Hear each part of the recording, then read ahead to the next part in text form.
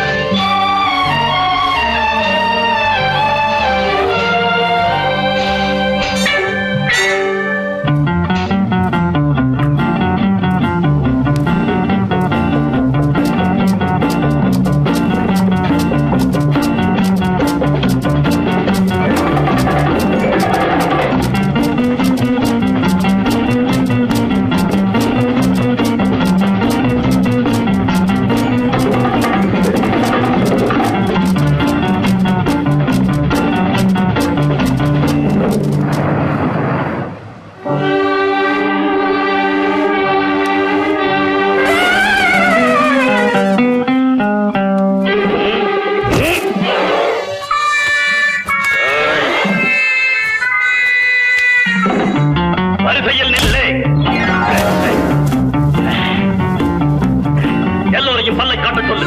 என்ன புதுமுறை? பல்லை கண்டுதான் வார்த்தை பரிசோதிக்க வேண்டும். அடிமைகளே, ஐயா சொற்படி ஒவ்வொரு பல்லை காட்டுங்கள். என்ன திமிர்? பல்லை காட்டு. பயந்துடுவிய எலும்பு பல்லை காட்டுகிறாயா இல்லையா? பரம் போயா, நீதான் இவர்கிட்ட பொண்ணு வாங்குற, பல்ல ஈன்னு இழிக்கிற. நான் ஏயா காட்டனா?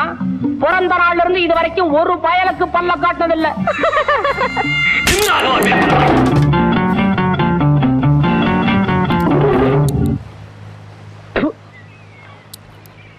ஒரு கோரப்பல், ஒரு சிங்கப்பல், 2 பல்லு ரொம்ப நாளா தொந்தரவு கொடுத்துட்டே இருந்துச்சு.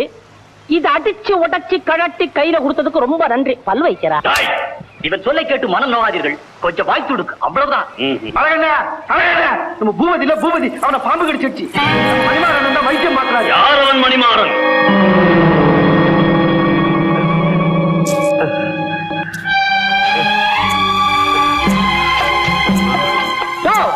இன்னும் ஏன் அனுப்புற? அதான் ஒரு விஷயத்தை உறிஞ்சு துப்பிட்டார. இனிமே உனக்கு ஒரு ஆபத்தும் இல்ல. என்னென்ன ஆச்சு? நீ சொன்ன மாதிரிதான் புரிஞ்சிட்டேன். குணமாயிடும், பயப்படாதியா. இவன் தான் மணிமாறன், மருத்துவன். ஆனால் கொஞ்சம் முரடன். ஏய் வாங்க. இந்த அடிமைகளுக்கு நாம் தலைவனை போல. தலைவனா? வேண்டாம் வேண்டாம். இந்த மாதிரி ஆட்கள் எந்தக்கு நமக்கு கழுத்தறுப்பு. நீங்கள் ஏற்றுக்கொள்ளவில்லை என்றால் இவனை மட்டும் தனியே எப்படி அழைத்து செல்வது? ஏன் அழைத்து செல்லுகிறீர்கள்? கடல் விரிந்து பறந்து கடக்கிறது. வீசி அறியுங்கள். திருக்கைக்கும் சொராவுக்கும் தித்திக்கு விருந்தாகட்டும். செங்கப்பரே, நம் தீவில் தான் அரவங்களின் தொல்லை தாங்க முடியவில்லையே. இந்த மருத்துவரை நாம் பயன்படுத்திக் கொண்டால் என்ன?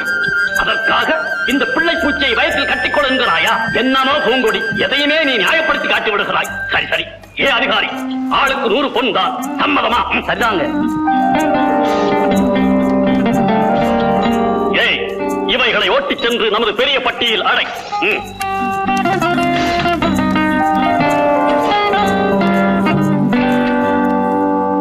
என்ன நம்மளெல்லாம் ஓட்டிட்டு போறாங்க?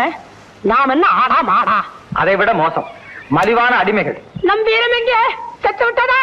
நேரம் வரும், உன் வீரத்தை காட்டு. இப்பொழுது சமயோசிதம் போல் நடந்து கொள். வா போலாம். எங்கடா எங்கடா?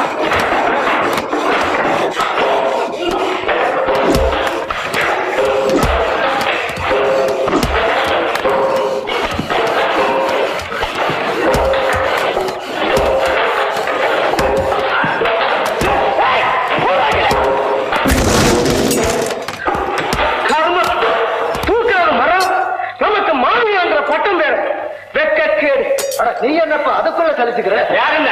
நியாயம் தானே அவன் பேசுறது. இதுதானே நம்ம தொழிலே. அங்க ஒரு சர்வாதிகாரி அக்கிரமம் பண்ணான்னு சொல்லி போட்டு அவனை எதிர்த்து சண்டை போட்டோம், போராடினோம். இங்க என்னடா சம்பந்தம் இல்லாத செங்கப்பனுக்கு உழைச்சு போட்டுக்கிட்டே இருக்க. நல்லா இருக்கா? நீ வேணா உல்லாசமாயிர. இந்த உடம்ப காப்பாத்துறதுக்கு உழைச்சாதானே முடியும். போங்கப்பா, போய் வேலையை பாருங்க. இல்லன்னா கிடைக்கிற ஒரு உருண்டை கழிக்கும் ஆபத்து வந்துடும். ஏய், காலம் மறிஞ்சு மணிமாறன் எல்லாத்தையும் கவனிச்சுக்குவாரு. நல்லா கவனிச்சார். இவங்க அப்பா வேலை மெனக்கட்டு போய் இவருக்கு கத்தி சண்டையெல்லாம் கத்து கொடுத்தார். இவர் என்னடான்னா ஊருக்கு சேவை செய்யறேன்னு சொல்லி போட்டு மருந்து அரைக்க ஆரம்பிச்சுட்டார். இப்ப என்னடான்னா கன்னித்தீவுக்கு வந்தாரு, கட்டைய பார்த்தாரு, வெட்ட ஆரம்பிச்சுட்டாரு. இவருதாப்பா நம்ம விடுதலையை கவனிக்க போறாரு. அது தரம் போங்கப்பா. அறவேக்காடு பொறுப்பு சுமந்துட்டு இருக்கிறவன் உன்ன மாதிரி ஆர்ப்பாட்டம் பண்ண மாட்டான். செஞ்சல் வருது, கொட்டுறதுக்கு முன்னால வெட்ட ஆரம்பிங்க. பாவம், இழைப்பாருகிறீர்களா? இளநீர் கொண்டு வந்து கொடுக்க சொல்லட்டுமா? சின்னப்பாது பட்ட மரத்துல பால் வடியுது. அடிமை பேய்களை வேலை செய்ய சொன்னால் வெட்டுக்கதையா பேசிக் கொண்டிருக்கிறீர்கள். என்ன பாட்டி கதையா பேசுவான்? நாங்களும் உன்ன மாதிரி மனுஷன் தாயா. எங்க குணத்தை எல்லாம் புரிஞ்சுக்கிட்டு எங்களை இந்த பாடுபடுத்துறியே, ஏன் எங்களை ஆடு மாடு மாதிரி அடைச்சி வச்சிருக்கிறியே? ஏன் ஏன் ஏன் ஏன் ஏன் ஏன்? நான் யார் தெரியும் உங்களுக்கு? என்ன ஏன் கேட்கிறீர்கள்?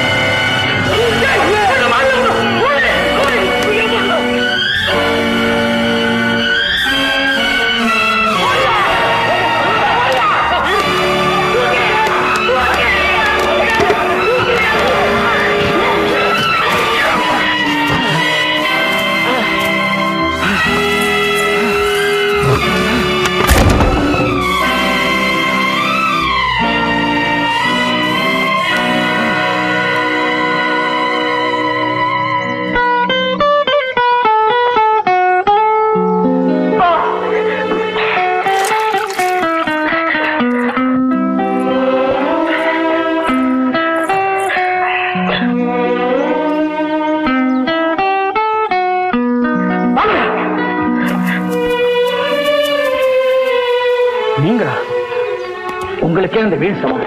ரமமா, இந்த சாதாரண சேவையை கூடவா ஏற்றுக்கொள்ளக் கூடாது? பரவாயில்லை. நன்றி சொன்னால் தீர்ந்து போகும் உதவி என்ன தாங்கள் செய்தது என்றாலும் என் நன்றியை ஏற்றுக்கொள்ளுங்கள். என்னை அதிகமாக புகழாதீர்கள். மனிதாபிமானம் உள்ள ஒருவன் செய்யக்கூடிய சாதாரண கடமைதான் இது. இதோ பாருங்கள், கைமாறு என்று தாங்கள் கருதாமல் இருந்தால் என்னுடைய வேண்டுகோள் ஒன்று. என்னது? தாங்கள் ஏன் காட்டிலும் மேட்டிலும் இருந்து கொண்டு கஷ்டப்பட வேண்டும்? எங்கள் அரண்மனையில் வந்து தங்கலாமே. நான் வேண்டிய வசதிகள் செய்து தருகிறேன்.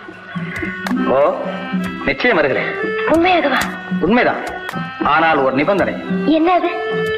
என் உயிரோடும் உணர்வோடும் கலந்துவிட்ட என் நண்பர்கள் அனைவரும் சுதந்திரமாக உங்கள் அரண்மனைக்குள் நுழைய வேண்டும். கடைசியாளாக நானும் வருவேன். நான் தங்களை மட்டும்தான் அழைத்திருப்பீர்கள், தெரியும் எனக்கு.